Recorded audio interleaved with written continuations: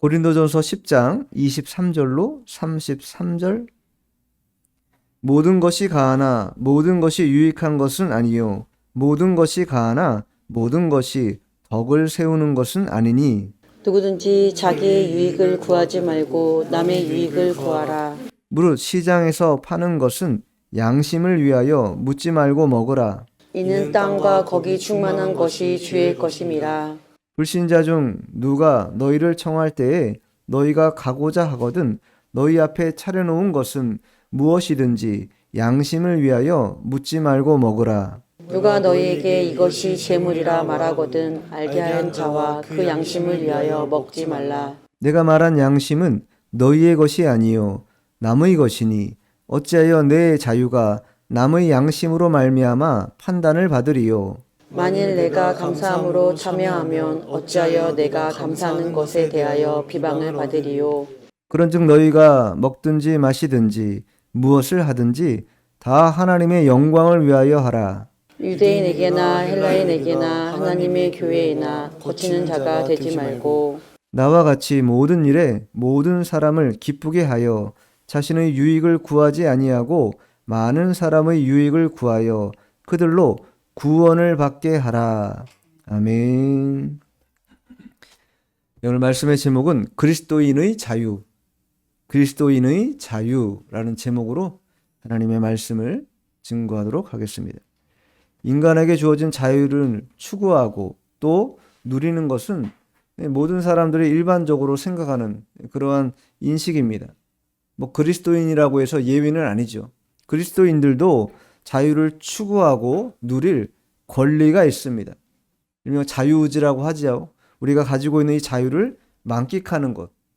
그런데 이 그리스도인들에게는 이 자유를 온전히 만끽하는 것, 자유의 보장이라는 그런 개념보다는 우리가 이 자유를 절제함으로 사용해야 한다라는 것을 오늘 바울 사도가 우리에게 말해주고 있습니다. 요즘 풍성한 그런 시대 상황을 만났습니다. 부족한 게 없습니다. 더 넘쳐나는 그런 시대입니다. 먹을 것도 부족하지 않고 또 입는 거, 또 마시는 거 어떤 것 하나 부족하지 않고 얼마든지 먹고 마시고 입고 넘쳐나는 그런 시대를 우리가 살고 있습니다. 그런데 그렇게 모든 것을 누릴 수 있는 권한과 권리가 우리에게 있다고 해서 그것을 다 누리는 것이 옳은 것인가? 그것은 한번 생각해 볼 필요가 있다라는 것이. 고린도전서 7장 보면 7장 31절 한번 읽어보세요. 세상 물건을 쓰는 자들은 다 쓰지 못하는 자같이 하라. 이 세상의 외형은 지나감이니라. 세상 물건을 쓰는 자들은 다 쓰지 못하는 것처럼 하라. 그렇게 풍성하고 다 쓸 것처럼 여겨져도 그것이 있다고 해도 그렇게 쓰는 것을 원치 않는다라는 거예요. 외형은 다 지나간다. 그래서 우리에게 보장된 자유라고 해서 그것을 다 사용하는 것, 절제 없이 무절제함으로 사용하는 것이 올바른 선택인가의 여부에 대해서 우리가 다시 한번 생각해 볼 필요가 있는 것입니다. 오늘 본문 그 위에 보면요, 바울이 고린도 교회의 성도들에게 성찬에 참여하는 그런 일에 대해서 말을 합니다. 주의 피에 참여하는 자, 주의 떡에 참여하는 자, 그리스도와 연합된 자고 그리스도와 하나 된 자라고 분명하게 말합니다. 그런데 그러한 자가, 그렇게 믿는 자가 우상의 제단에서 제물로 바쳐진 것, 그것을 먹는 것, 그것이 가한 것인가? 그렇지 않다라는 거예요. 만일 그 제물을 먹는 순간 우리는 다 우상 숭배에 참여하는 것이 되고 귀신과 교제하는 것이 된다. 이렇게 말하고 있다라는 거예요. 그 외에 20절, 21절 보면 이렇게 써 있습니다. 너희가 주의 잔과 귀신의 잔을 겸하여 마시지 못하고 주의 식탁과 귀신의 식탁에 겸하여 참여하지 못하리라. 우리가 주의 잔을 마시면서 귀신의 잔을 더불어 마실 수 없다라는 것이 절제가 필요하다. 절제가 필요하다. 그래서 아무리 자유가 주어졌다 해도 때로는 그것이 금하는 것이 옳은 그런 선택임을 알아야 합니다. 그리고 바울은 신앙생활에서 성도들이 구할 것이 무엇인가?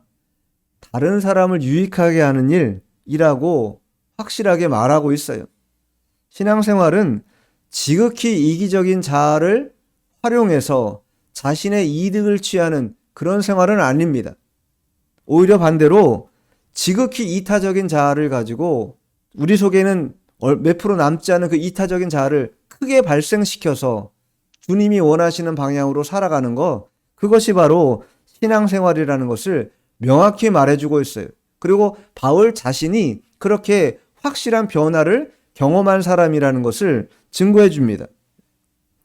23절 읽어보죠. 23절. 모든 것이 가하나 모든 것이 유익한 것은 아니요 모든 것이 가하나 모든 것이 덕을 세우는 것은 아니니. 모든 것이 가하다라는 것은 모든 것을 자유롭게 할 수 있다, 이런 뜻입니다. 내가 모든 것을 자유롭게 할 수 있다 말하고 있는 거예요. 바울은 이미 8장에서 우상에게 바쳐진 제물 먹는 것은 그 자체만으로도 우상 제물 먹는 그거 자체는 아무것도 아니라는 거예요.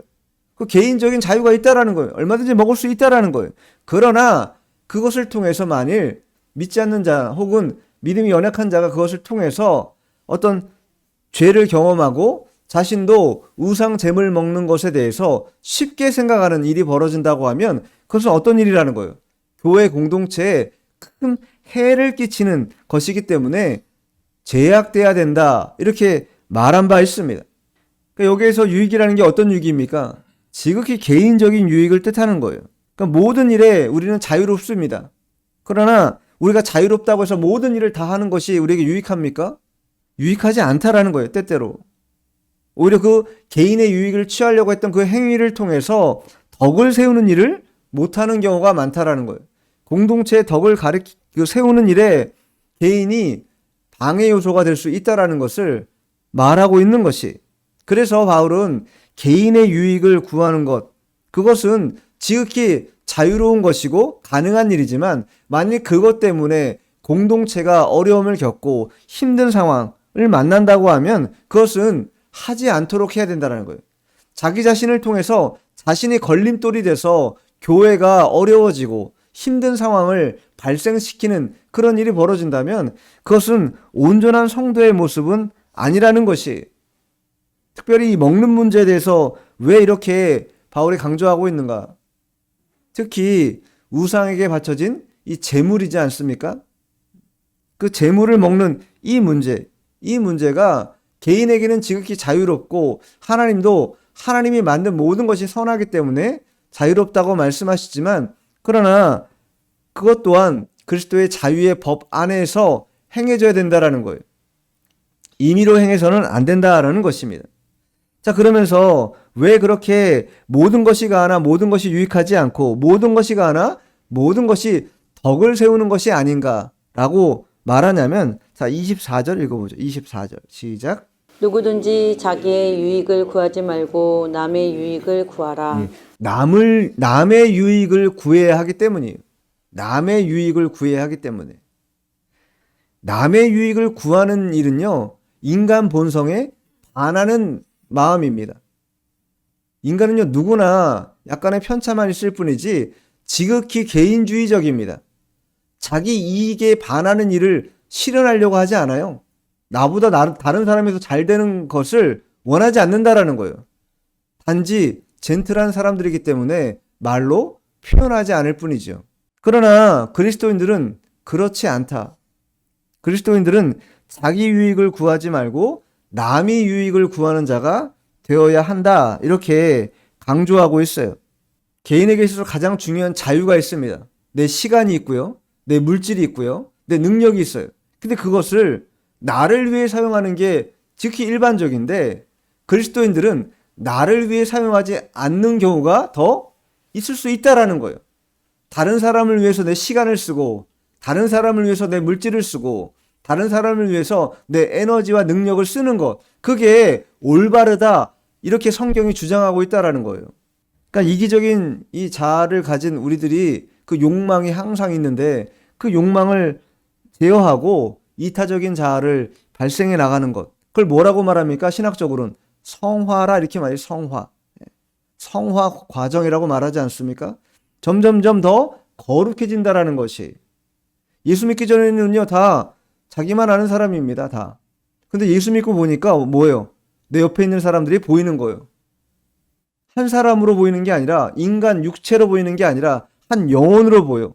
저 영혼이 예수를 잘 믿어야 되겠는데, 저 영혼이 예수를 잘 믿고 구원받고 주님의 은혜 가운데 새록새록 잘 자라나야 되겠는데, 그런 마음이 드니까 뭐예요? 어떻게 해서든지 그 영혼에 맞춰서 그 영혼이 양육되도록 그리스도 안에서 잘 자라도록 해주는 거, 거기에 관심이 다 가 있다라는 거예요. 그래서 다른 사람을 더 낮게 여기는 것, 남을 위하여, 타인을 위하여 자신에게 허용된 자유와 시간을 다 활용할 수 있는 것, 그게 바로 하나님의 사랑의 법이라는 거예요. 사랑의 법. 갈라디아서 6장 2절에 보면 너희가 짐을 서로 지라 이렇게 말해요. 그리하여 그리스도의 법을 성취하라. 그리스도의 법이 뭡니까? 사랑의 법이에요. 사랑의 법. 근데 사랑의 법을 성취하려면 뭐 해야 된다는 거예요?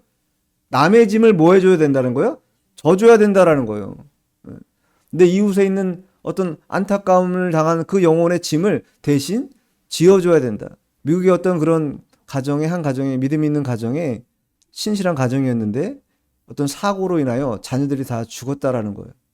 그러니까 그 부모의 마음이 얼마나 침통하겠습니까? 뭐 이로 형언할 수 없겠죠. 그런데 그러한 그 가정에, 부모만 덩그러니 남은 그 가정에 같은 교회 공동체 성도들이 어떻게 했는가?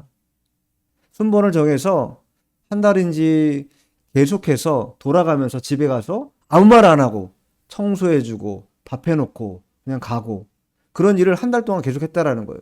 무슨 정신으로 밥을 챙겨 먹을 것이며 무슨 정신으로 일상생활을 하겠어요, 그 정신에.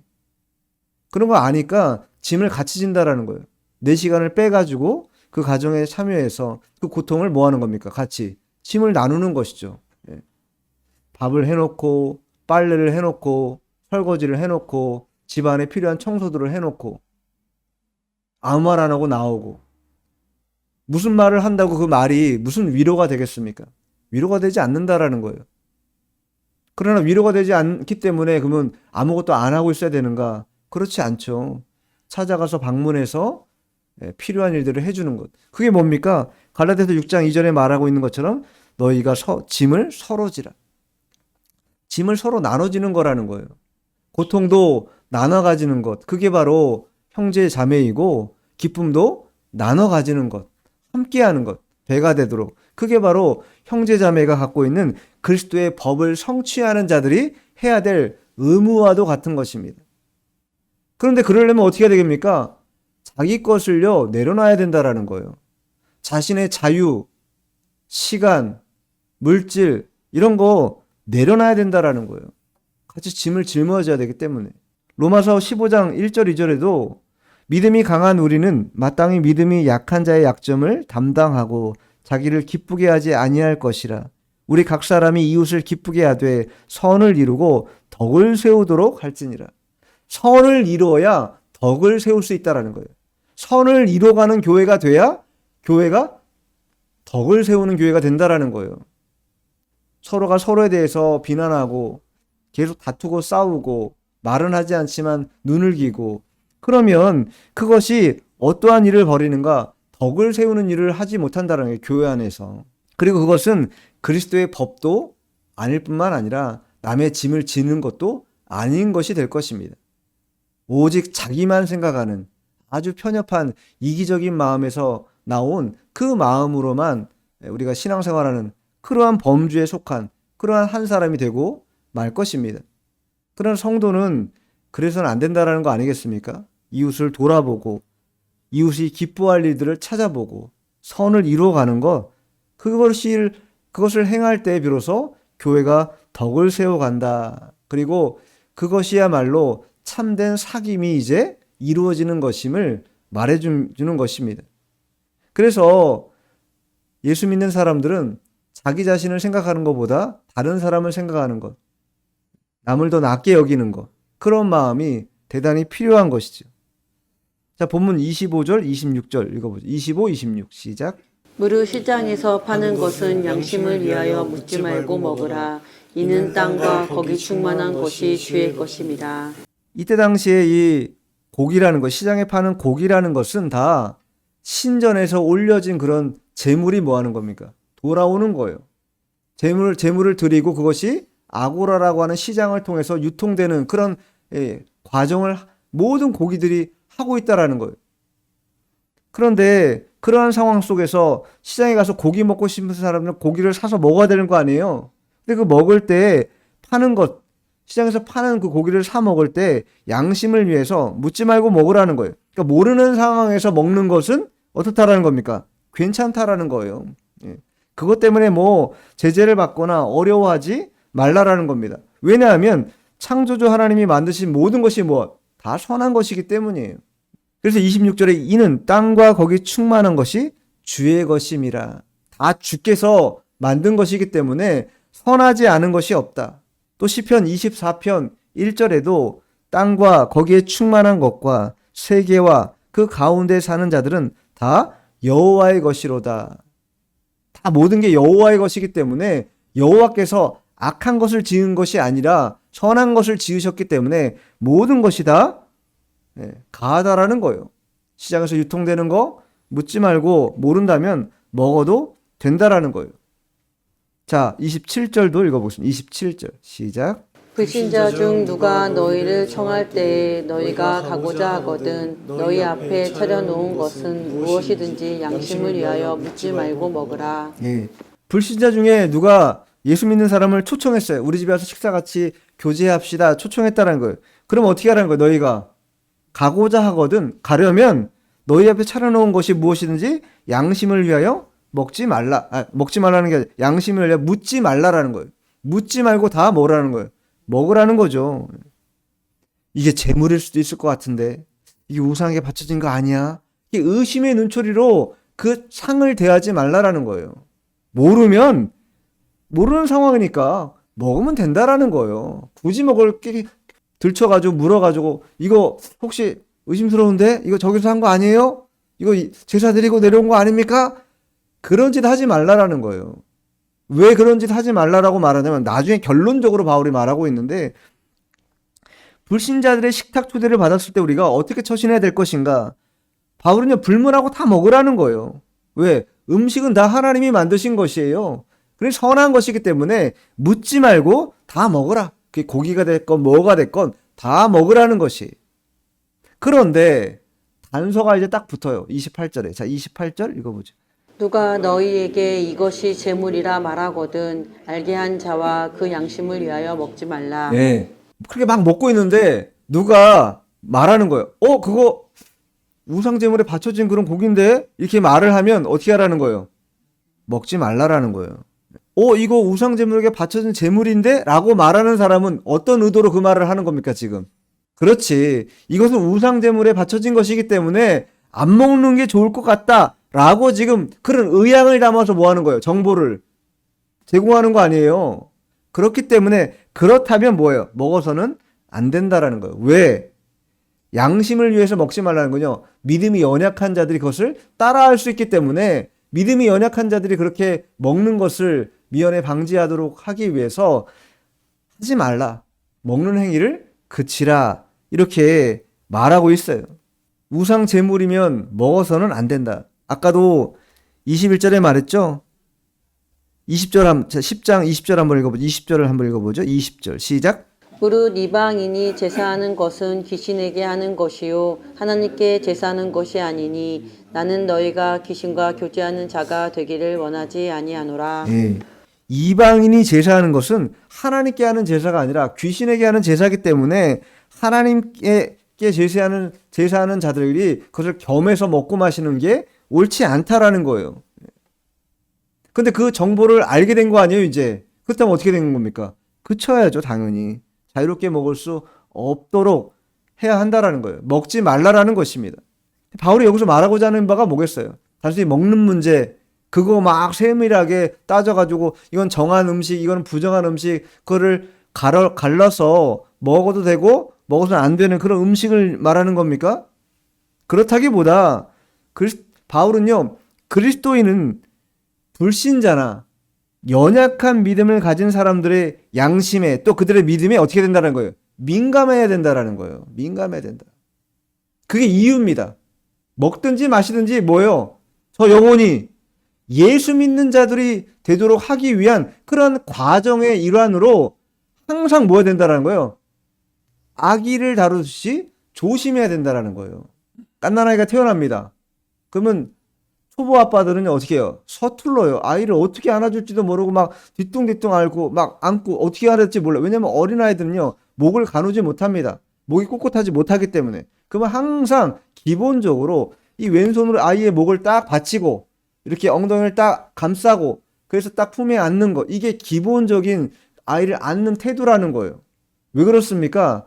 어린아이가 너무 연약하기 때문에 그렇게 살살 보호하며 다루지 않고서는 아이의 건강을 책임질 수 없고 그 잘 자라나게 하는 것에 유익을 끼치지 못하기 때문에 항상 조심하고 조심하는 것. 그게 아이를 돌보는 사람들, 특별히 초보 부모가 해야 하는 거 아니겠습니까? 그런 것처럼 그리스도인들도 마찬가지라는 거예요. 불신자를 대한다거나 혹은 아주 믿음이 연약한 자들을 대할 때 우리가 어린아이를 돌보듯이 그러한 마음으로 돌봐야 한다라는 거예요. 특별히 믿음이 있다라고 한다면 내가 믿음이 있기 때문에 말이지 그게 아니라는 거예요. 그런 믿음이 있기 때문에 더더욱이나 어떻게 된다는 거예요. 더 낮아져서 불신자나 어린 믿음을 가진 자들을 잘 돌봐주는 것. 마치 목을 뒷받쳐주고 엉덩이를 잘 안아서 그 아이가 잘 자라나게 하는 부모의 심정으로 불신자와 초신자들을 어떻게 되는 대하는 게 성도의 마음이 되어야 한다라는 거예요.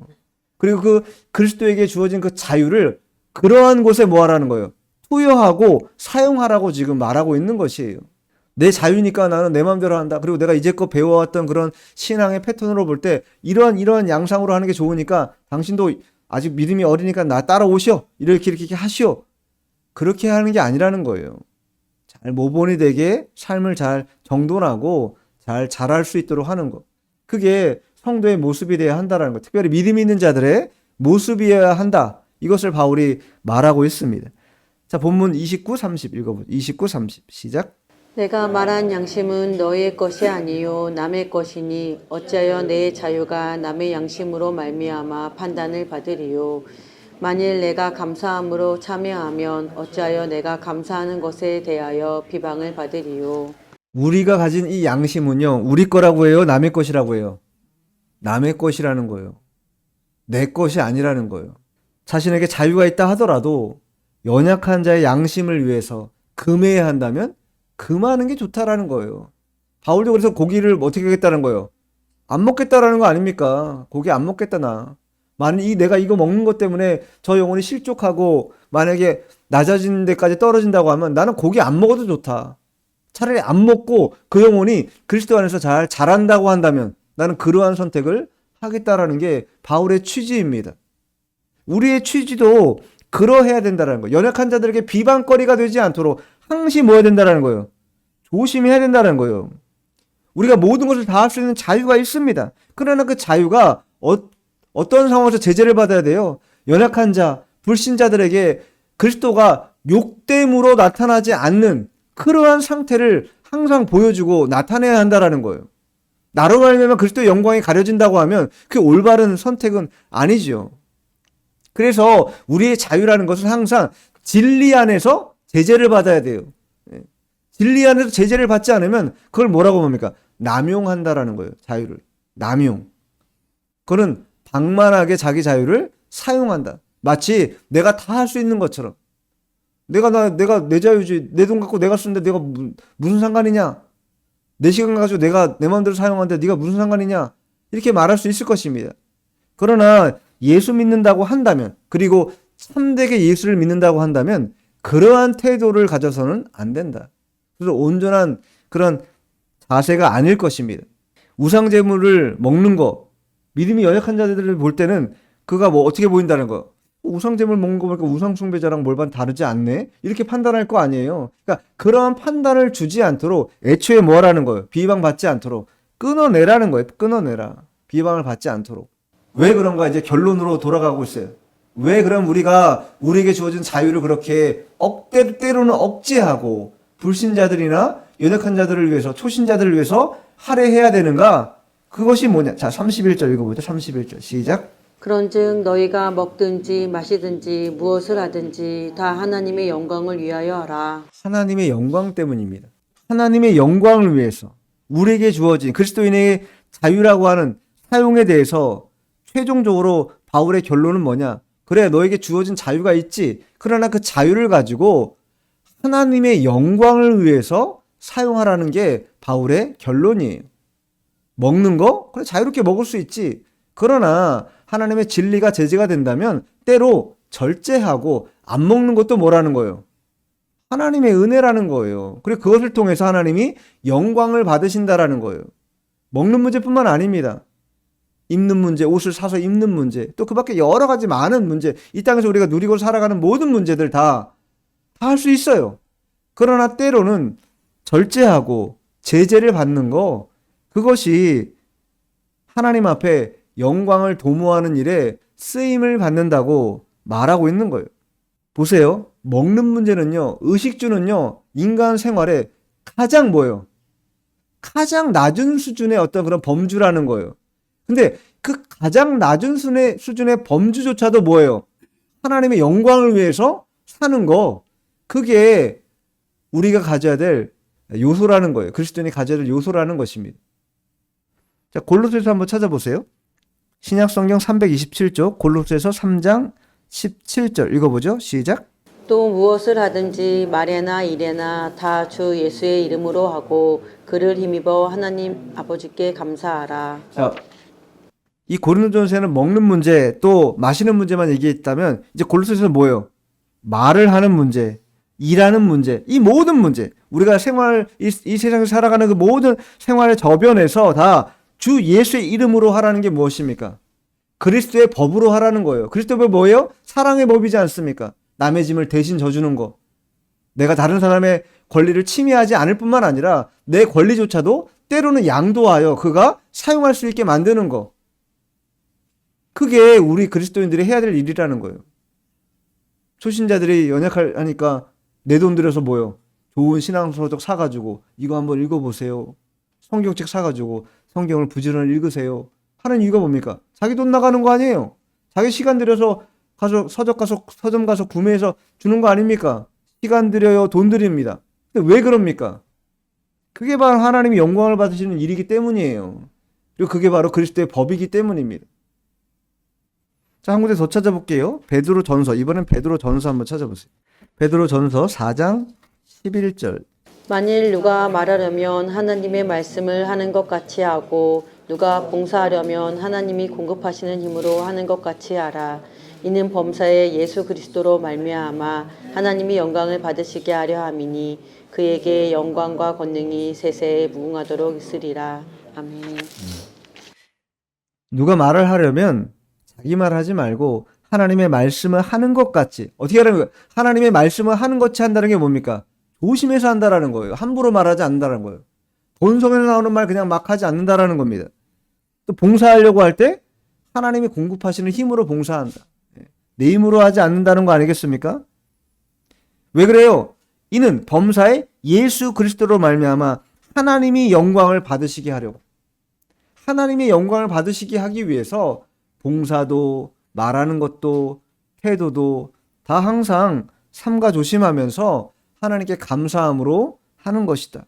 그래야 하나님께 영광이 되기 때문입니다. 자, 본문 32절 읽어보죠. 32절 시작. 유대인에게나 헬라인에게나 하나님의 교회나 거치는 자가 되지 말고.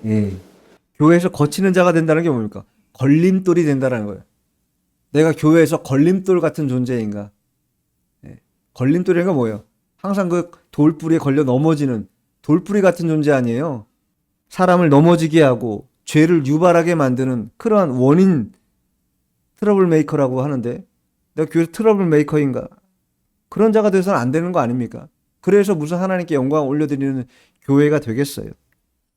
그리스도인에게 주어진 자유를 우리가 행동 원리로 나타내야 되는데 첫 번째는 하나님의 영광을 위해서 해야 된다. 두 번째는요. 다른 사람을 실족시키지 않아야 된다라는 거예요.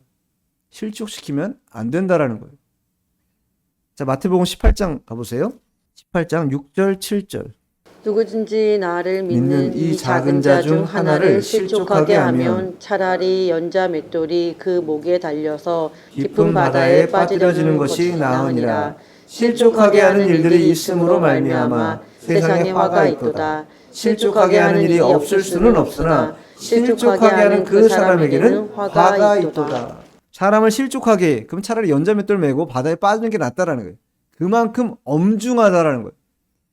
사소하게 나는 그냥 본성에서 그냥 얘기한 건데, 좀 고쳐주려고 말한 건데, 그것 때문에 뭐예요? 상처받아가지고 교회를 떠나. 예수님을 안 믿어. 그럼 그게 뭐라는 거예요? 그게 실족해 한다라는 거예요. 그러니 말을 얼마나 조심해야 되겠어요. 말 함부로 해서 안 된다라는 거죠. 행동 양식 함부로 해서는 안 된다라는 거예요. 실족하게 하는 그 사람에게는 화가 있도다. 아주 예수님이 엄중하게 우리에게 묻고 있는 거예요. 그러나 실족하게 안 할 수 없어요. 그만큼 우리가 연약하다라는 거 아닙니까? 항상 조심하고 항상 조심해도 그런 일을 벌일 수 있는데, 그럴 때는요, 사과하면 돼요. 사과하고 용서를 구하고 또 자기 자신을 기도로서 회개 기도를 통해서 깨끗이 만드는 거 하면 됩니다. 자, 마지막 33절 읽죠. 시작. 나와 같이 모든 일에 모든 사람을 기쁘게 하여 자신의 유익을 구하지 아니하고 많은 사람의 유익을 구하여 그들로 구원을 받게 하라. 마지막에 뭐라고 썼어요?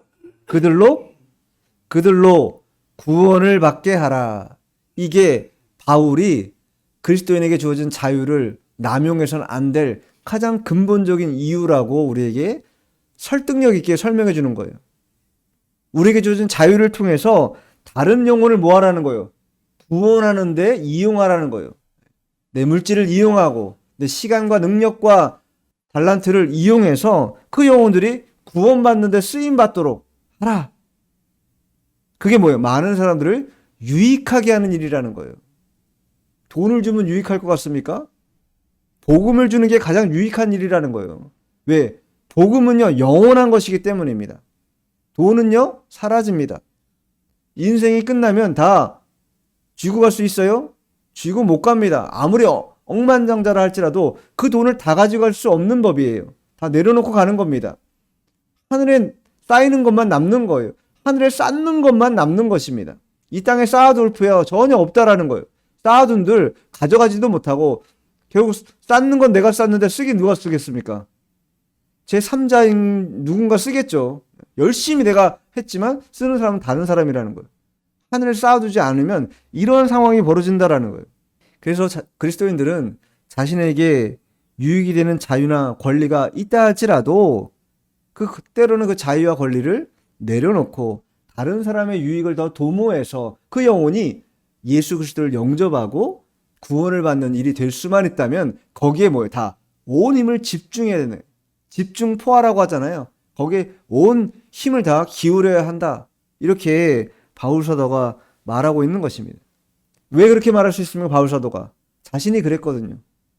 예수 믿기 전에 어땠습니까? 포악하게 이를 데가 없죠. 예수 믿는 사람 박해했죠. 잡아다가 가두죠. 채찍질하죠. 죽이죠.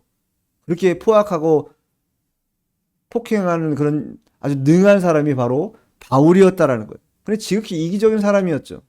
다른 사람을 돌아볼 겨를이 없는 사람이죠. 자기의 어떤 전투력, 자기의 어떤 공로 이런 것만 생각하고 대제사장들에게 그 공권력을 허락받아가지고 사람, 예수 믿는 사람을 잡아가는 거, 그게 자기의 본 업이었다라는 거예요. 그 사람의 일이. 그런데 다메섹에서 주님을 만나고 난 다음에 어떻게 됩니까? 복음을 위해서 이제 이타적인 사람으로 완전히 환골탈태하고 만 것이에요. 복음을 바로 깨달으면요, 이렇게 변한다라는 것입니다. 자기 자신만 생각하지 않는다는 거예요. 다른 사람을 돌아볼 줄 알고 믿음이 연약한 자들을 위해서 고기뿐만 아니라 뭐라도 안 먹을 수 있는 태세가 준비된 사람, 그런 사람이 참된 성도요 그리스도인이다, 이렇게 말할 수 있습니다. 왜 그렇습니까? 그 일을 통해서 하나님이 영광을 받으시기 때문이에요. 우리의 존재 목적이 뭐예요? 웨스트민스터 소요리 문답 1문답이 뭡니까? 인간의 제일 되는 목적이 무엇이냐 이렇게 묻잖아요. 그 중에 한 가지가 뭐예요? 하나님 한 분 한 분으로 만족하고 하나님을 영화롭게 하는 일, 즉 영광을 돌리는 일이 우리의 삶의 가장 근본적인 목적이기 때문에 우리가 이 땅에 왔다라는 거예요. 그리고 그 일을 성취하는 것을 하나님이 가장 기뻐하십니다. 그렇기 때문에 우리의 자유나 권리도 하나님을 위해 사용하는 게 옳다. 이 세상과 이 세대는요, 점점 더 이기적으로 변해가고 있습니다. 점점 더 개인주의적으로 변해가고 있습니다. 그런 마음이 과연 하나님이 원하시는 마음인가? 그리스도의 법의 취지에 맞는 그런 마음인가? 돌이켜보면 결국 그렇지 않을 것이다. 이타적인 삶을 사는 것, 또 하나님 앞에 자신을 내어드려서 하나님이 영광받게 하는 것, 그것이 성도가 이 자유를 온전하게 쓰는 그런 참된 모습입니다. 우리가 착하고 충성된 종아 이렇게 칭찬받으면서 주님이 베푼 그 즐거움에 참여하는 자가 되라 이렇게 말씀하실 때 그 혼인잔치의 즐거움에 참여할 수 있는 그런 믿음을 가지고 이 땅을 살아가는 우리 모두가 되어야 되겠습니다. 기도하겠습니다.